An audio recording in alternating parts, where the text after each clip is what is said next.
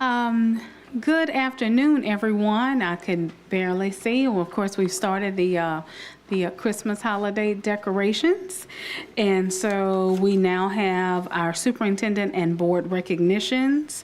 The first two or three will come from Scotlandville High School. And this is the 2024-2025 Community Anti-Drug Coalition of America, CADCA. We're going to ask Mr. Jackson to come forward. And then also we have the HOSA, Health Occupation Student of America, also presented by Mr. Jackson from Scotlandville. And then also the State Coach of the Year by the National Federation of High School Sports, National Coach of the Year for Track and Field by the USA Track and Field and Cross Country Association, also presented by Mr. Jackson. No, by Mr. Richard. Ricard. Okay, all right, now we're cooking with oil. All right, so Mr. Jackson, if you'll come forward, please.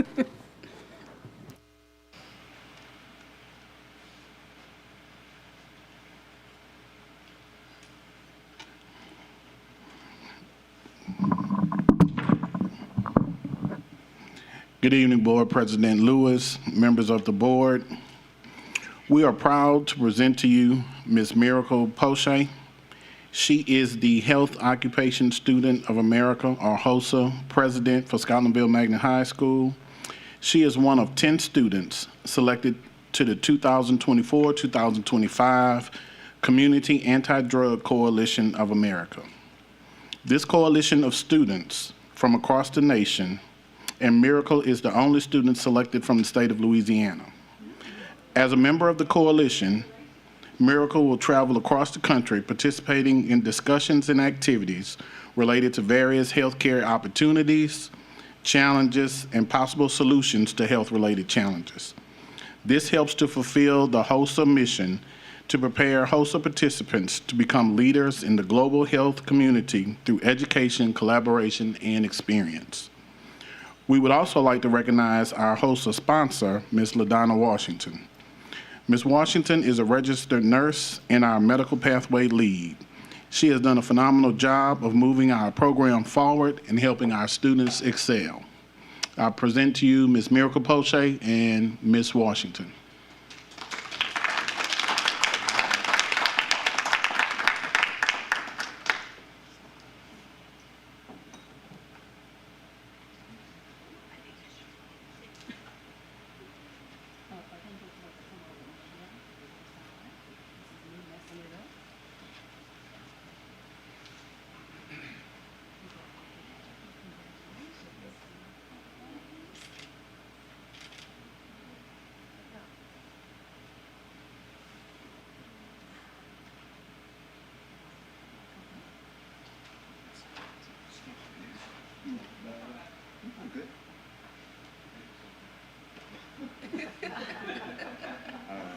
Good right there. All right. 1, 2, 3.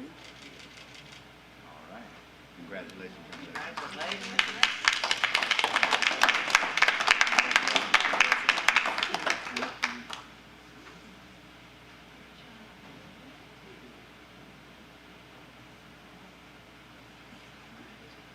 Okay, and Mr. Ricard.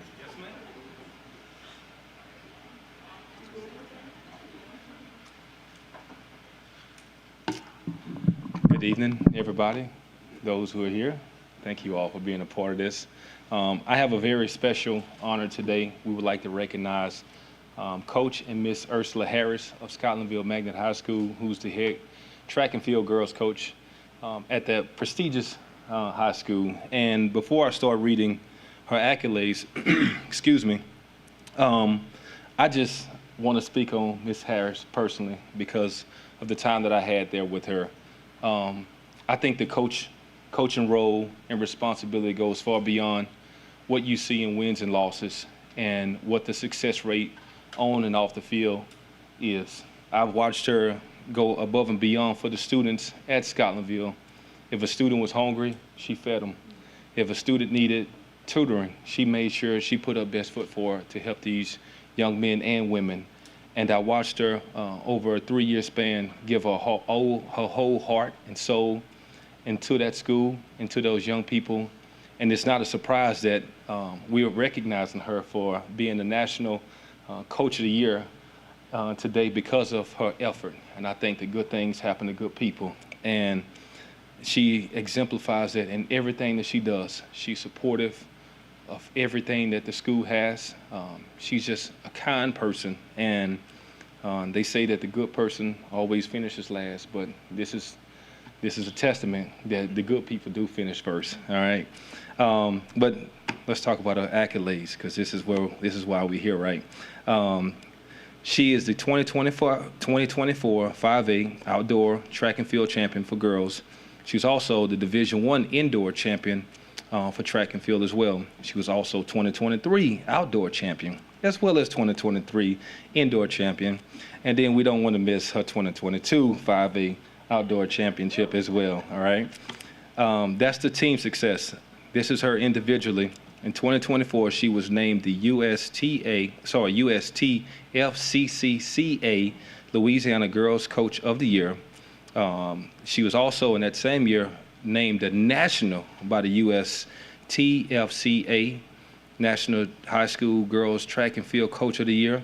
She was also by the NFHSS Coach of the Year for all Louisiana sports, girls or boys. And tonight, we are honoring her with her due diligence of greatness that she has exemplified in our school district. So, Ms. Harris, congratulations to you and your program.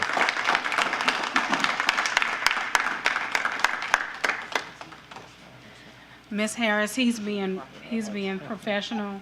I know you as Miss Ursula, because that's what all the kids just sing her praises. Miss Ursula, Miss Ursula, Miss Ursula, Miss Ursula. And finally, I had the opportunity to meet you, and I just want to tell you thank you as well and congratulations. Thank you so much. And Mr. Kuzan, I know I missed the opportunity for these other young ladies to take a picture with the full board or with those of us who are here, so we can catch a picture. If I can get a picture with her, and then we can get one with the full board with everybody. Okay, thank you.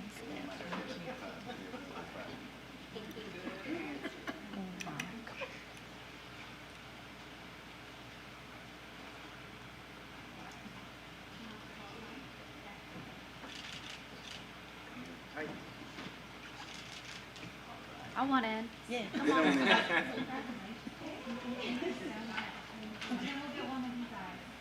Okay, right? You know,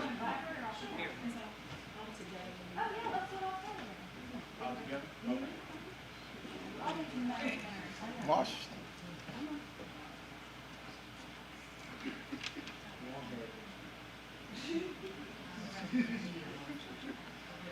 That's a good-looking group right there. I tell you. All right. Looking good. No, I was waiting. All right. You gotta give it back. There we go. All right. Do it again.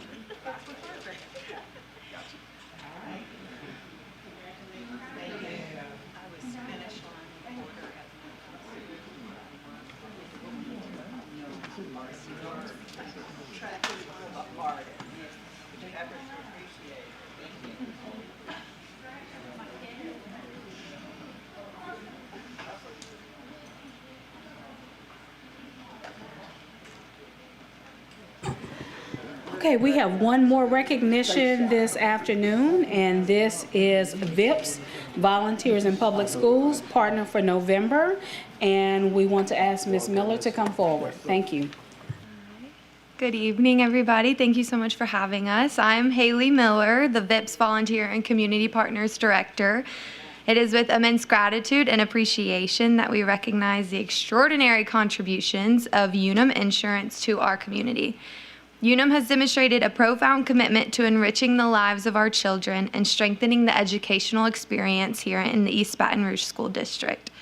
Their generosity is exceptional, and we are deeply grateful for the impact that they have made. Through their thoughtful initiative, Unum provided every single student at LaSalle and Westminster with a brand new book. Did you know, on average, the students in our Everybody Reads program have less than 3 books to call their own? This gift is a powerful tool for sparking curiosity, fostering a love of reading, and opening up new worlds of imagination. Additionally, Unum supplied classroom supply kits to ensure that both teachers and students had the resources they needed to succeed for this school year. In a world where so many face financial constraints, these supplies are invaluable. Unum's generosity has eased the burden on teachers and allowed students to engage in their learning with the tools necessary to thrive. And that's not all. Unum purchased bags of treats to deliver during the Trunk or Treat festivities at Claiborne Elementary. It's a toss-up of who had more fun, the Unum representatives or the students. What makes Unum's contribution even more meaningful is their commitment to continuing this incredible service. They are not just a one-time donor or volunteer. They are a dedicated partner in the future success of our district. Unum, on the behalf of the entire East Baton Rouge community and our local school district, we thank you. You speak volumes about the kind of company you are, one that not only excels in business, but also actively works to improve the lives of those around you. We are incredibly grateful for your generosity, your vision, and your commitment to making our schools and our community a better place for all. It's my pleasure to invite Ms. Sierra Carter to represent Unum and speak a few words. Thank you, thank you. And so Unum has partnered with VIPS for 7 years with programs that include Building a Legacy at LaSalle Elementary, Thankful for Literacy, and Books for Bright Futures. We are committed to education and honored to support East Baton Rouge schools and its community with resources the students and educators need to build the foundation for success. Thank you.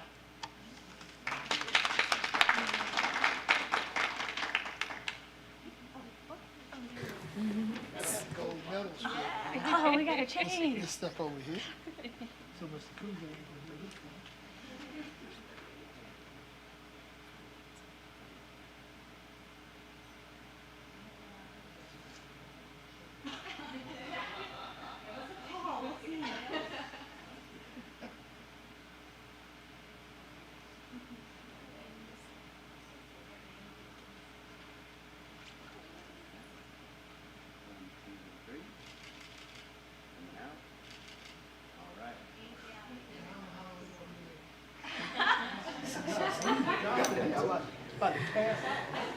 Thank you once again to our volunteers and to VIPS as always.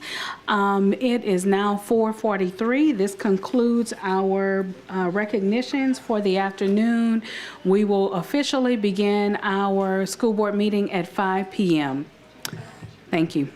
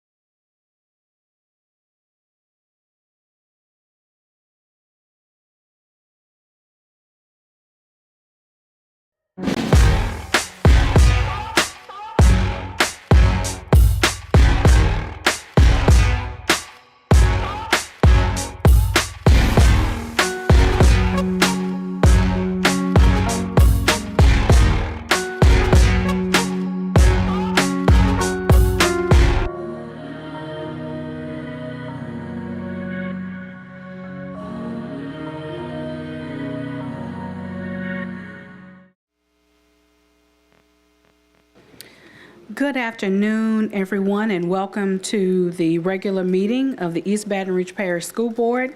Today is Thursday, November 21st, 2024. It is now 5 p.m. The invocation today will be led by School Board member, Ms. Sule, Ms. Emily Sule, and the Pledge of Allegiance will be led by Cadet Command Sergeant Major Aviana Williams of Broadmoor High School, accompanied by Lieutenant Colonel retired David Marshall Jr. Let us stand. And thank you, Ms. Sule. Sure. Please join me in prayer. Almighty Father, thank you so much for the opportunity to be together this evening, the week before Thanksgiving, and take a second to give thanks. Thank you for the teachers, the staff, the paras, the cafeteria workers, the bus drivers, all of those who spend their days loving and caring for the students of East Baton Rouge Parish. We are so grateful for them. Thank you for the privilege it is to serve on the board. May our minds and hearts be united tonight as we work for the good of your kids. Amen. Amen.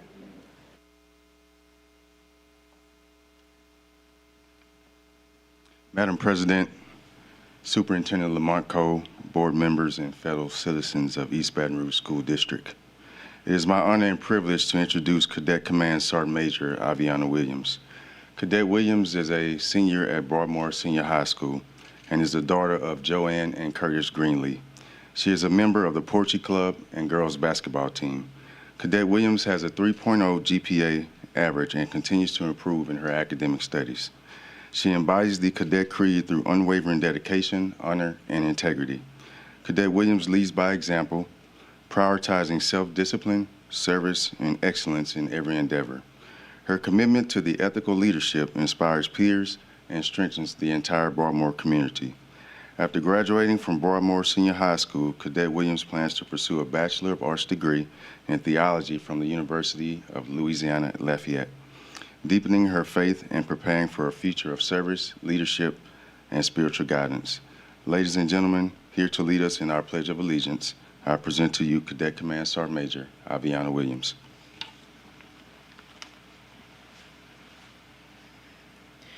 I pledge allegiance to the flag of the United States of America and to the republic for which it stands, one nation, under God, indivisible, with liberty and justice for all.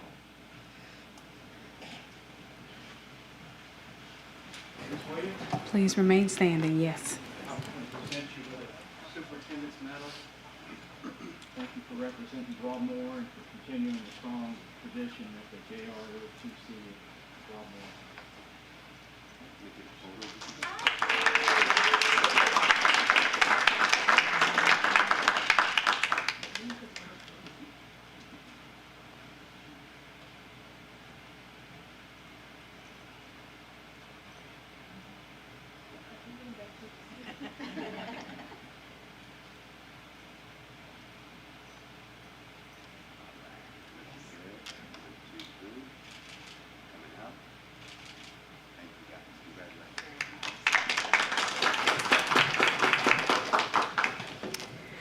Before we officially call our meeting to order, I would like to take a point of personal privilege and simply share that we have someone celebrating a birthday on our dais today, and that is school board member Mr. Mark Ballou. So happy birthday to you. May you be blessed with many more wonderful years.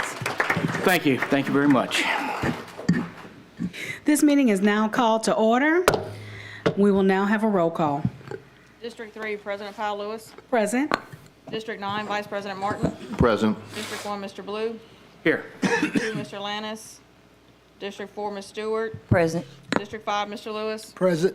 District 6, Mr. Russ. Present. District 7, Mr. Goday. Here. District 8, Ms. Sule. Present. We have a quorum. Thank you. We will now move on to agenda item B. minutes. Approval of the school board minutes of the October 17, 2024 regular board meeting and the October 3rd, 2024 committee of the whole meeting as published in the official journal. Okay, before we have a motion, are there any comments from the public at this time?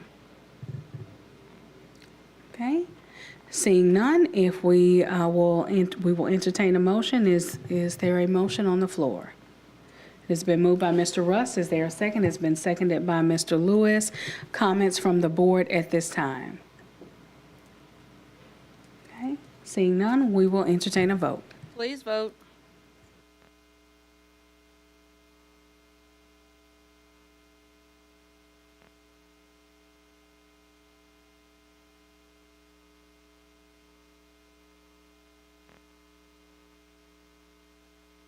The motion carries. Thank you. We're now to agenda item alphabet C, information only. You can find these items in board docs. This would include the monthly financial report and any personnel changes. We will now move to alphabet D, to receive as information. First, we have the update from our superintendent. Mr. Cole. Thank you, Madam President, members of the board, ladies and gentlemen in the audience, and those of you at home. Today is day 75 that we have been doing this work together, and I want to share a few of the highlights and some of the work we have been doing. So we've continued to engage the community by visiting with all of our stakeholder groups, the teacher advisory group, the student advisory group, which is my favorite group because students are always so brutally honest about what they know is happening and is not happening in our school system and ways we can improve.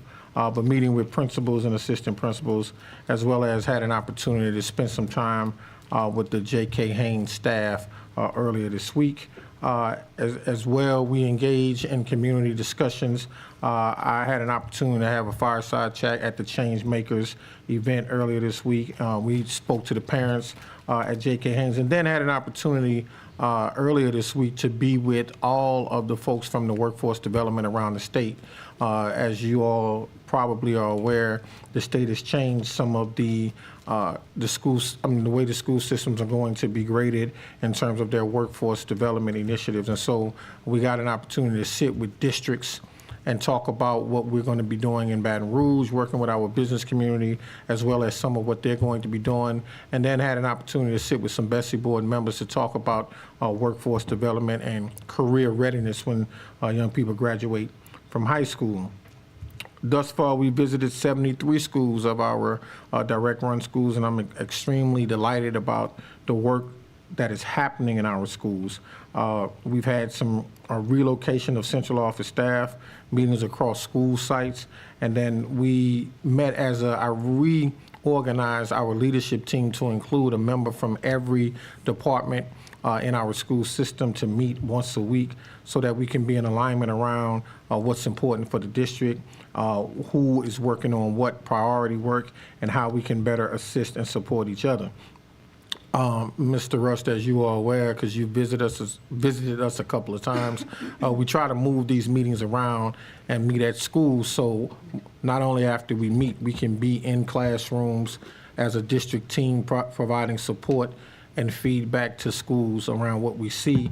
And then that work also allows us to be boots on the ground, learning what is happening in our schools versus being told what is happening in our schools.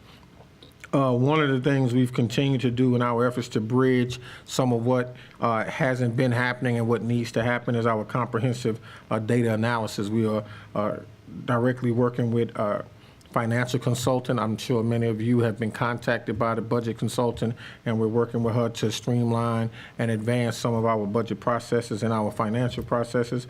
We're doing a data disaggregation to determine where we need to be best deploying our resources. We've established an internal working group to look at our staffing allocations for school as we prepare to get ready for the budget process. We recognize that some of our schools have different needs, and to staff them all the same is not equitable, and so we have assembled a team to start looking at that. We've created an instructional leadership team to complement the work of the executive leadership team. So what is, and we went through a 2-day training all together, about 50 of us, so we could talk about, again, everyone has to be on the same page, heading in the same direction as we seek to improve some of the challenges in our district. And one of the big parts is evaluating all of our instruction materials in our classes. Are our students being exposed to high-quality instructional materials? Are they being exposed to that information at grade level? And then what are we doing to make sure we are filling in gaps to help them be successful? November is National Homeless Awareness Month. I want to thank all of those who serve the special population of students and their families, including but not limited to our district points of contact in the program: Dr. Sandra Bethley, Dr. Nicole Warren, Osha Joseph, Lamika Montague, Chandra DeLone, Amparo Tarabas, and Louis Orentas. If you all are here, would you please stand and be recognized at this time? This is our team that works with our homeless department. Thank you so much for what you do every single day. We can't do this work without you. We are thankful to have you. If you want to let extra cheese on your Whopper for Thanksgiving, see any one of the 9 board members. They'll take care of you. But thank you so much for what you do every day. All right, thank you so much. As I'm sure all of you are aware, on yesterday, school performance scores were released.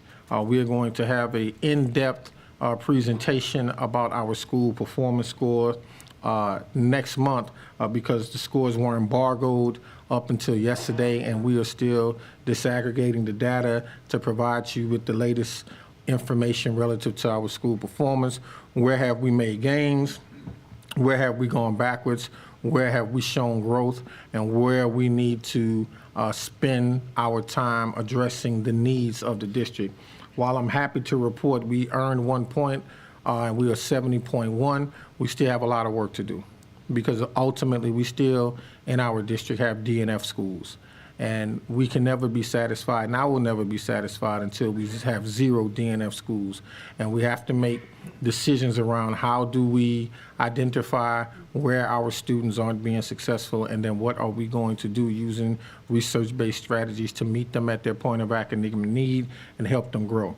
And so we'll have a full presentation next month, but we are going to send you the results of all of our schools so that you can see those results. And then when we come back next month, we'll have a presentation. We may even have 2 presentations.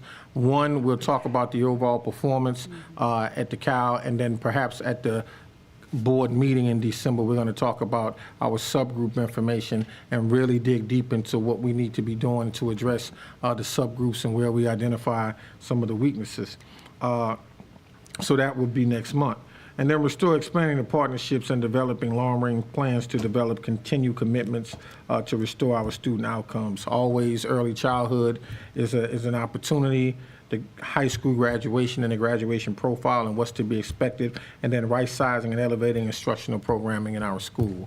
Those are going to be the priorities that we tackle in 2025, as well as working with our board and the updated strategic plan to make sure there's alignment between what the board wants to see happen in the school system and then what our work looks like as a way to meet the goals and targets in the strategic plan. To that end, we have wonderful school leaders doing outstanding work in our schools, and we are still in District 2. And so tonight we're going to have a presentation, a school spotlight from the school in the great metropolis of Port Hudson, Louisiana. Port Hudson Pride Road, that is. And we're going to have Shawana Ross, the principal at Northeast High, to come and talk about some of the wonderful things they're doing at Northeast High School. I'm sorry, Superintendent Cole, you said what district is that? District 2. Okay, the best district. Okay, I'm sorry. 1, 2. Okay. Not only that, but Superintendent Cole, do you mean Cheneyville? Cheneyville. I just was trying to see if you were paying attention. Trying to see if you're paying attention.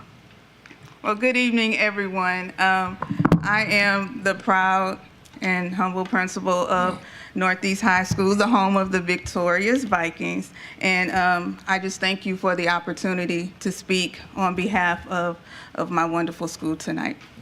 I have a brief presentation and just to tell you a little bit, but I always tell people if you really want to see who we are and know who we are, you have to come visit us. We are worth the drive.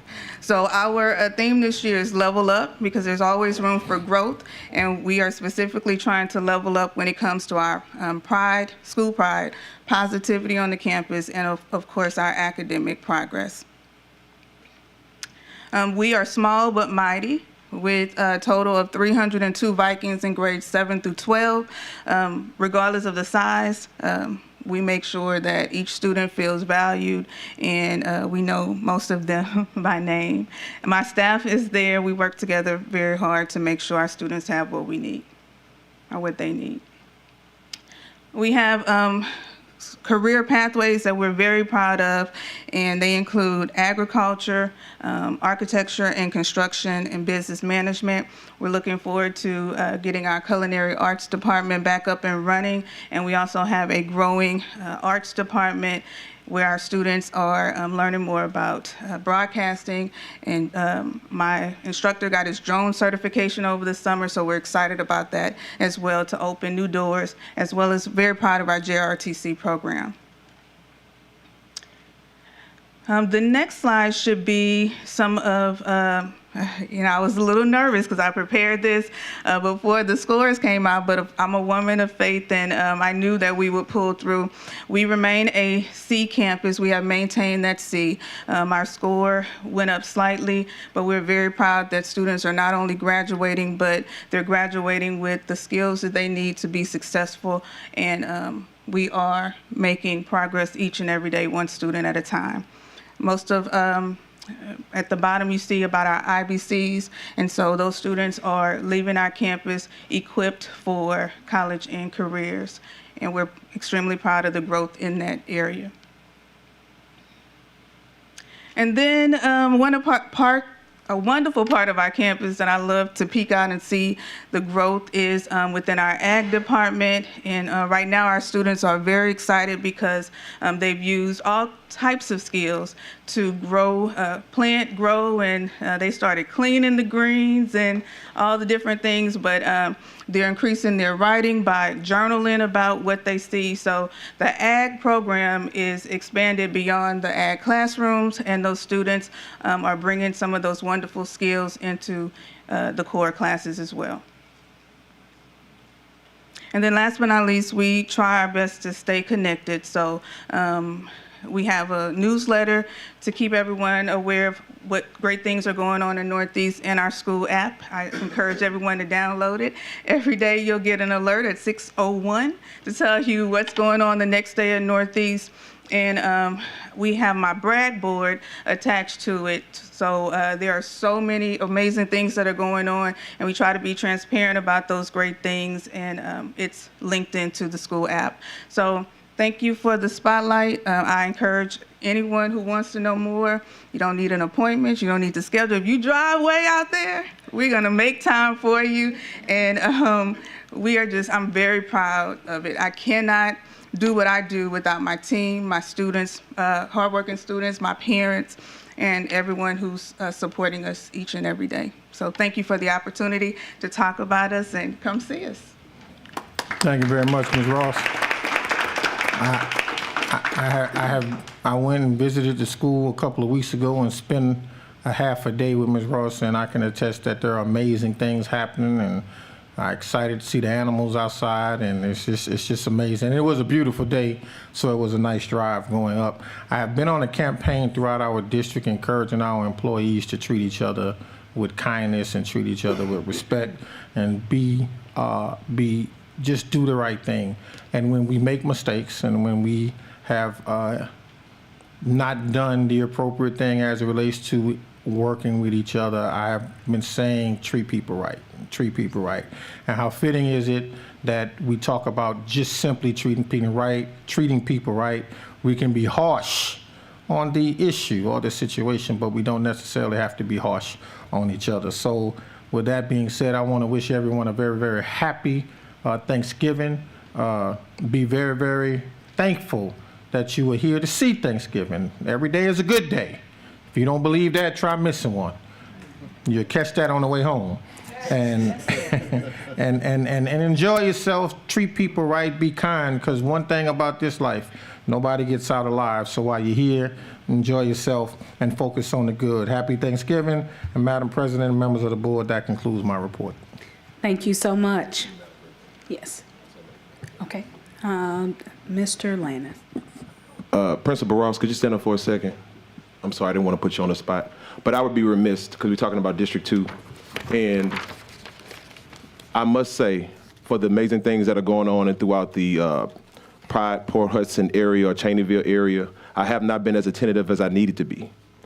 And I'm telling you here, and I want all of the people who live in Pride, Port Hudson, and Cheneyville to know that I'm coming, and I'm not just coming. I'm coming with resources, and I'm coming to help, and I want to know how we can make that area, that school, those families, that community better. How can we make it brighter? I know I show a lot of I do a lot of shouting out for Glen Oaks because, you know, that's my alma mater, but I want you to know I love everything that the Vikings do. I appreciate you. I appreciate your team, and I look forward to coming and seeing you all. Thank you. Thank Let's you, go Mr. together. All right. Okay, thank you, Mr. Lannis. We are now to my report, and I just simply want to share, as a result of our vote at the last meeting, we are now, or the school board president, yours truly at this time, serves on the ITEP committee for local government. And so we had our first meeting on Tuesday. And there was only one item, and it was the renewal of an ITEP item that has been brought to us by ExxonMobil. The members of the committee include myself, include Mayor Broom, and it also includes the legal counsel for the sheriff's office as well. Mayor Broom was nominated and chosen to be the chair of the committee. And on Tuesday, we did vote to renew or fulfill the ITEP requirement for ExxonMobil. So we did vote in favor of Exxon. So I wanted to share that. In addition, of course, as I've mentioned to you guys before, my report I have yielded to my colleagues as we've been in our book study. And so we're now on to chapters 9 through 12 of Great on Their Behalf, Why School Boards Fail, How Yours Can Become Effective by Mr. A.J. Crabeel. And you all, I will say, our presenters, our reporters for November, they showed everybody else up. They actually brought book reports. And so that would include Ms. Stewart and Mr. Gode. And so whomever has chapters 9 and 10, we'll go first. Yes, thank you, President Powell Lewis. There will be a test afterwards. Yeah, I'm going to go through this quickly. I outlined this more for the board members to be able to read it. But I think chapters 9 and 10 touch on two very, very important topics for us as a board and for the public. The first topic is chapter 9, is titled Board Work versus Superintendent Work. And what are the roles and responsibilities of the school board versus the superintendent? And in the vision of the author, it says anything that meets the following criteria is considered board work. Anything directly related or mentioned in the language of the board goals and guardrails, and that's like listening to community visions and values for student outcomes, codifying those, working on the guardrails, which are really things you don't do, and so forth, and then any work legally required. And the key thing about this is anything that is not school board work, by definition, is superintendent work. And I think that gets confused a lot while we go in through here, where it says the superintendent and staff should be the ones providing customer service to individuals, because they are the ones who are closest to the issue. They are the ones who are being paid to do that. They are the ones who are the experts. The board should really be focused on, do those individual issues have policy implications, and should we be amending or changing policies based upon the information we hear? but the board members should not be getting involved in trying to resolve an individual issue. And one of the key reasons for that, there's lots of them, to improve decision-making and more timely, but it's also an improved perception of fairness, because we don't want to get to the thing of, oh, whatever result you get is based upon what school board member you know the best. And so it goes on, but that basically clarifies it, that the board should stick to policy, leave the superintendent to running the district and doing the individual items, and then at the end of the day, the board is responsible for evaluating the superintendent to how well he met those policies and how well did he meet the goals. The second one was understanding assessments, and basically going through the information they had on assessments. There, the 4 different kinds of diagnostic, formative, interim, and summative. The key issue here is all of these are necessary. The key issue is how much time do you spend on them and how well do you use them. And that's a debate you can always get into. But recognize at the end of the day, assessments are always happening. Whether it's a teacher looking at the students and deciding what he or she needs to do with that child to help them learn, or taking the standardized assessments. One of the things that's critical about the standardized assessments, particularly for children who are challenged academically, the standardized assessments gives you a common plane to be able to look at where people are, and it should be up to us then to be able to apply more resources and things in the areas where they're needed to be able to do that, to be able to bring those children up. So with that, that's it. Thank you. Okay, and so following up with Mr. Gode, I reviewed and read chapters 11 and 12. And so following from chapter 10, as he mentioned about assessments, it speaks about effective progress monitoring.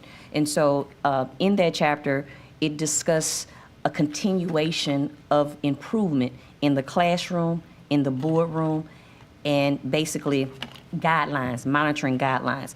Now, a part of the continuous improvement in the boardroom, of course I want to talk about that, speaks primarily about the opportunity to evaluate the alignment between the community's vision for student outcomes, which are the goals, and current student performance and growth, which is the reality of where we are as a district. And so how the goals are monitored and set, it talks about different ways how we can do that from the boardroom, and the effectiveness of how to implement monitoring calendars, monitoring reports, and things of that nature. And it discussed some of the things that, I'm not going to discuss it, but some of the things that Mr. Gode mentioned about our role as the board, our participation to create and increase effectiveness within the district. So pretty much Chapter 11 talks about monitoring, the effectiveness of monitoring, and it gives us some guidelines on how to do that. Moving along, Chapter 12 talks about the evaluation of the board performance, how we should evaluate ourselves, how we should monitor the continuation of improvement, keeping scores, basically having different principles, how we attain progress. And so Chapter 12 pretty much sums that up and discussed that. And so I did an outline for my colleagues. So if they wanted to kind of go a little more in depth, you can. So that concludes our report. And thank you, guys. Thank you, thank you. So I would say A+++, because they went the extra mile, they got extra points. Also, I just wanted to share too, thank you so much, Mr. Gode, and thank you so much, Ms. Stewart. As we got to Chapter 12, this is something that we have not done as a board. Right, as far as evaluating ourselves as a board members, and then as a board collectively. And so I hope that this is something that we can consider, if not for December, maybe for January, as we begin to think about what 2025 needs to look like. So I just wanted to share that as well. Thank you both so very much. That concludes my report.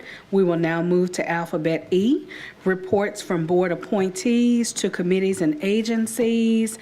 Are there any reports? Okay, Mr. Martin. Thank you. I have two brief reports. One is I missed the last regular board meeting in October because I was attending the National Conference on School Start Times in Baltimore. And it was a very fascinating conference, I think, of very important issues that I hope the board will consider over the coming year.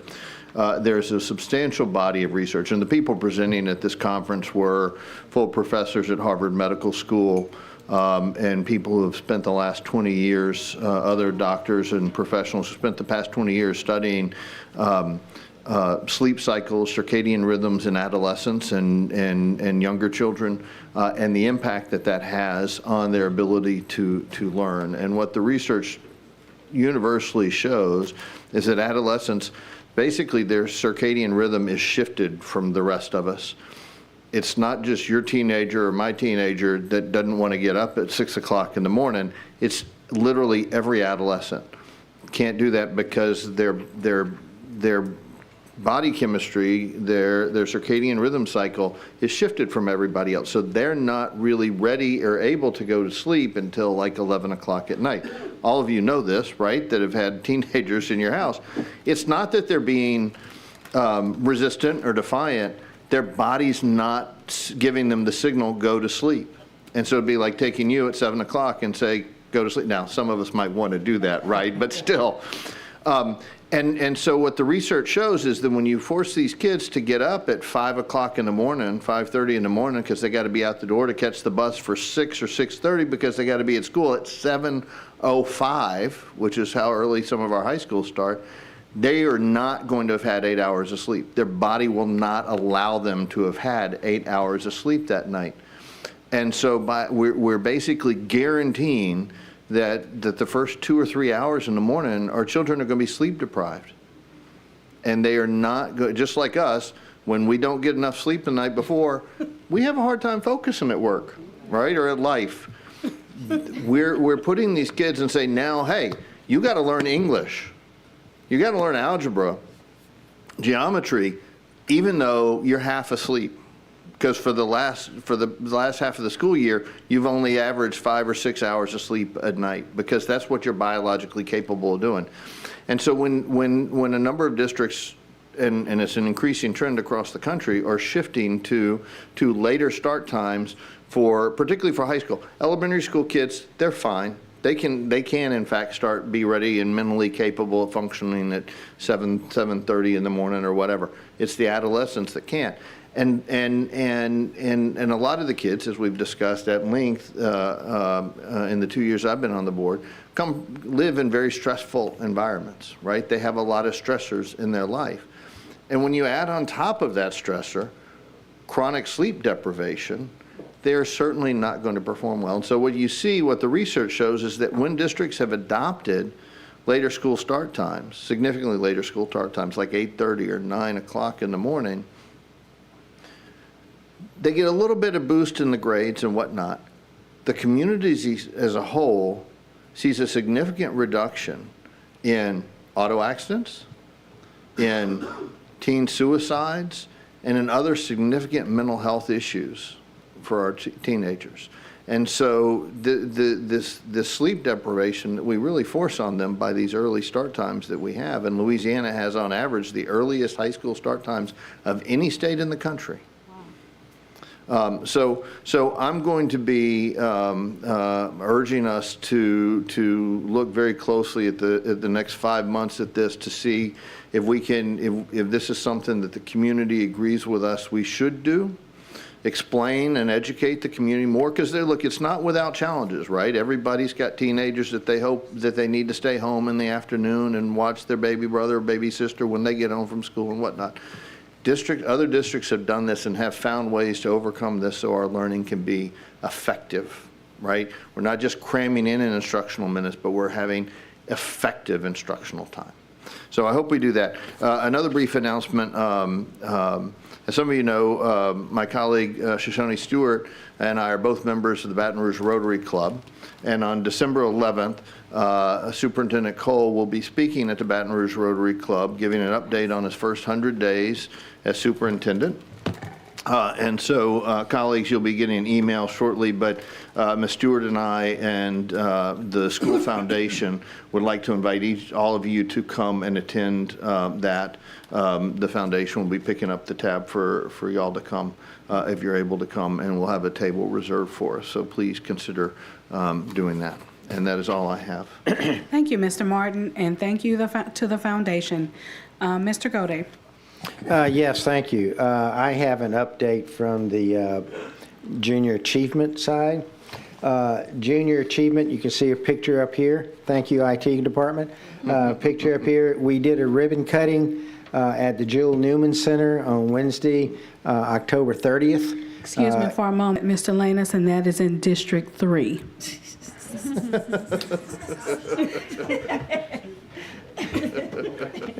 So noted. And this is the ribbon cutting with the mayor and other folks there participating in that, and that is the business town and also the finance park, which is where the students go for that. And this year we have a mobile setup where we can move that around to different places. And for now, it's going to be at the Jewel Newman Center for the month through the month of December. And there are plenty of opportunities left for volunteers to sign up to work on that. There will be the week of December 3rd and the week of December 9th. They will be open at that area, and we need some more volunteers to help with that. And the volunteer CR code was up there a second ago, so I hope all of you who have some time and availability would click on that CR code.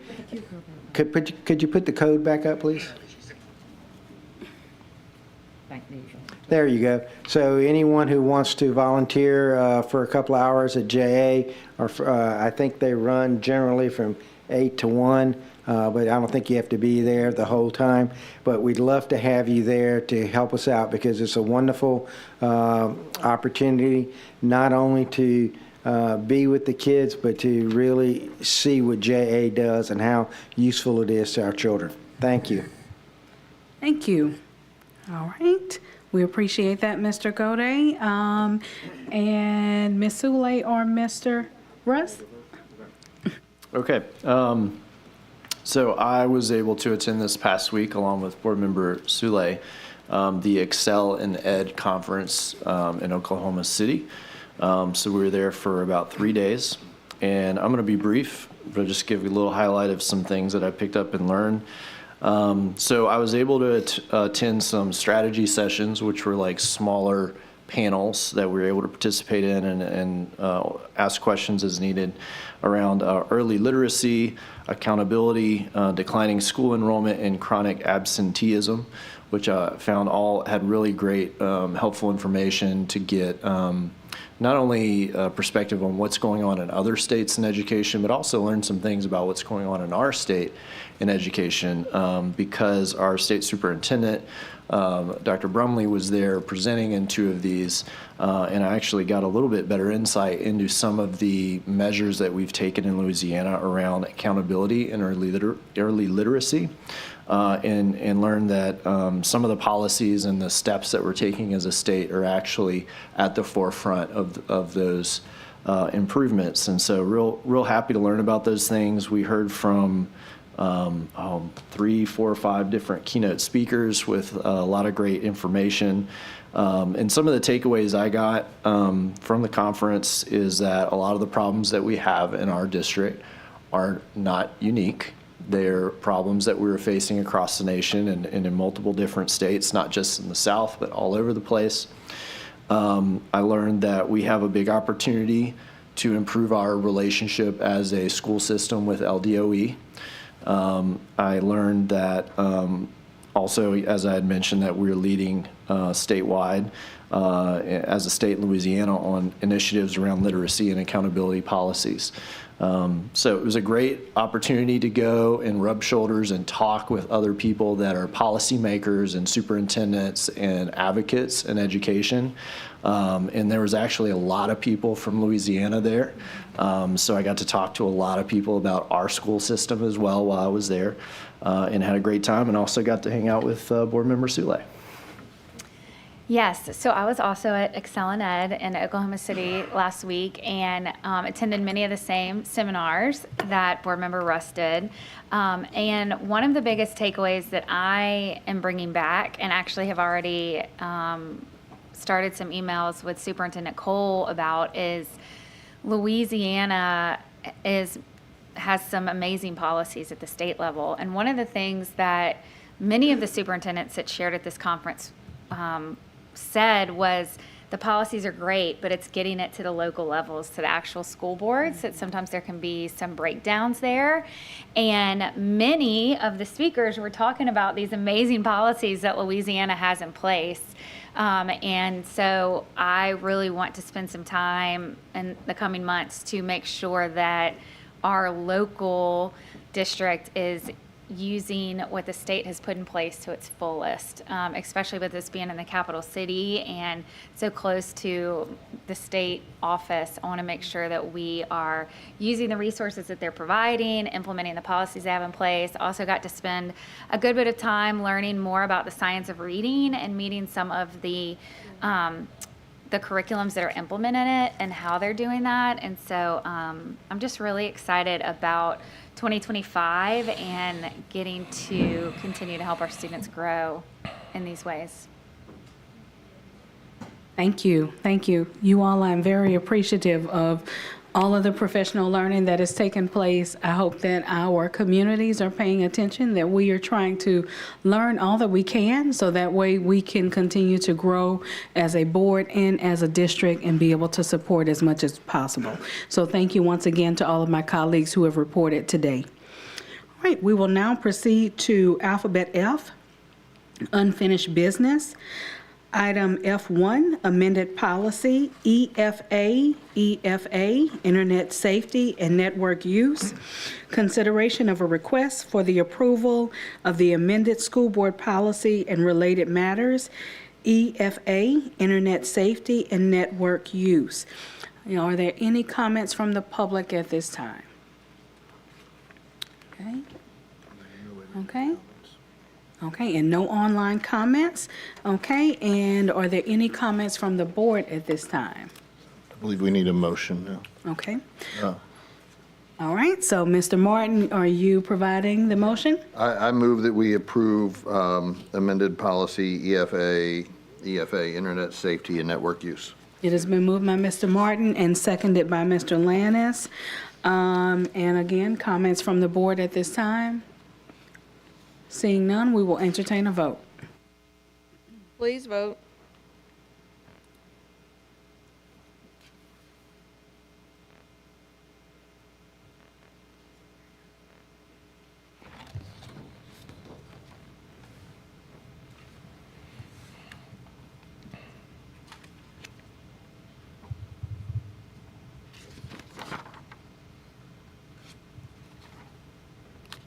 The motion carries. Thank you. We're now to alphabet G, consent agenda. Ms. Sule.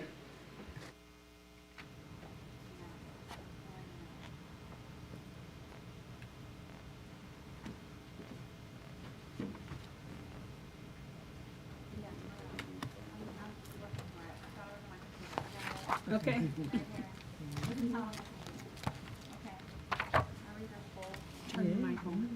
This is my first time reading this. I read the whole page, right? And no worries, your consent agenda is very light. Yes. Thank you. Okay. G, consent agenda. 1, consent agenda. The following items are to be approved as part of the consent agenda are considered to be routine and will be enacted with one motion. There will be no separate discussion of items unless a board member so requests, in which event the item will be removed from the consent agenda and considered as an item on the regular agenda for a separate vote preceding the last item on the regular agenda. 2, oversight committee financial update. Consideration of a request for the approval of the semi-annual financial tax plan update and the 2023-2024 preliminary actual results for propositions 1, 2, and 3, strategic alignment, operational excellence. 3, professional services contract, Youth Educational Services Incorporated. consideration of a request for the approval of a professional services contract between the East Baton Rouge Parish School Board and Youth Educational Service Incorporated in the amount of $100,000 to provide ACT instruction, strategic alignment, student achievement / funding source, Title I school-wide. Number 4, amended policies. Consideration of a request for the approval of the following amended school board policies and related matters. A, BBBC, School Board Member Continuing Education. B, GBA, Contracts and Compensation. C, GBRIB, Sick Leave. D, GBRIBB, Sick Leave Bank. E, JDA, Corporal Punishment. F, JGC, Student Health Services. G, JGCB, Immunizations.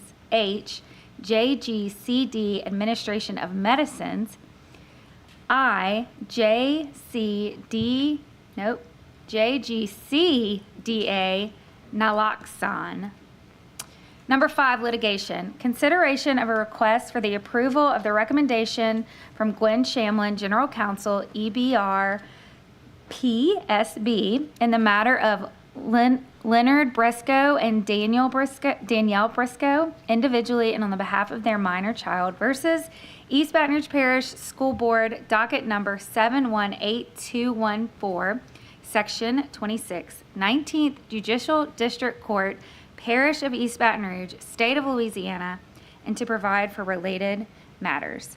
End of the consent agenda items. Thank you. Yes. All right, so colleagues, are there? Wait, I'm not done. She's supposed to say I'm so something. sorry. I so move. Okay, thank you. All right, so are there any items before we proceed forward, any items that we would like to have pulled from the consent agenda? Okay. See. That I second. Okay, so it has been moved by Ms. Sule and seconded by Mr. Lannis that we accept the consent agenda. Comments from the public at this time? Okay, seeing none, we will turn to comments from the board at this time. Okay, seeing none, we will enter, Mr. Ballou. Just real quick, I think we should consider having Ms. Sule be the permanent reader of the consent agenda. I don't think it can be done any more cheerfully than she did it. I second that. Thank you so I would much. like to pull that from the agenda, or whatever the correct term is. Thank you. All right, seeing no further board comment, we will now entertain a vote. Please vote.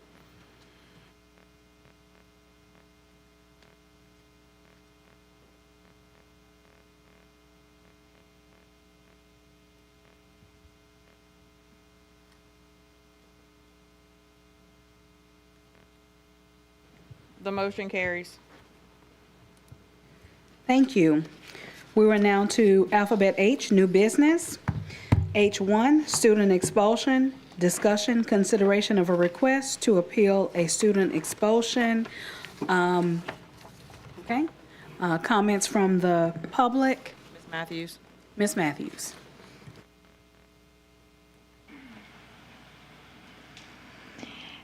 I just want to say, please make sure that you read all the aspects of the case.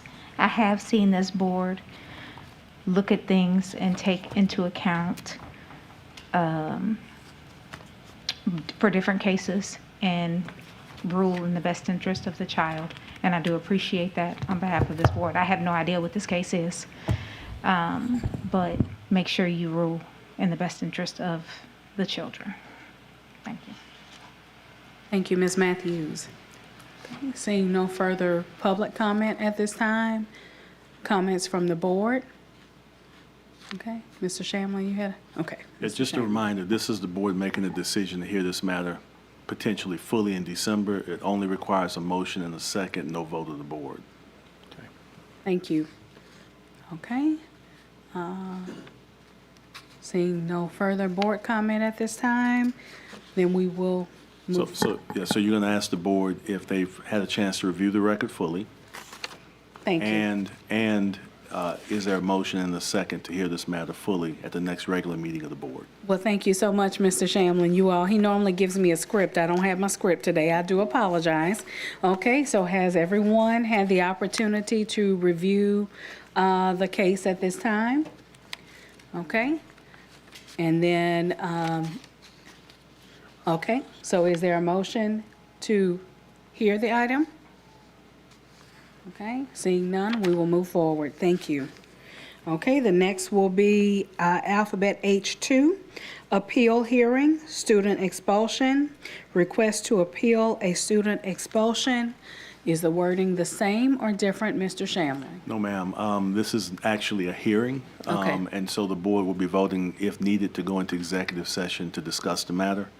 However, the board has been told that the superintendent has resolved this matter fully. Okay. You're a good man, Superintendent Cole. Mr. Cole, did you have anything you would like to add? Okay. All right, so there is no need to, do we still take a vote on this? Ask for a motion. If there's no motion, the matter dies. Okay, so is there a motion at this time? Okay, thank you. We will continue moving. All right.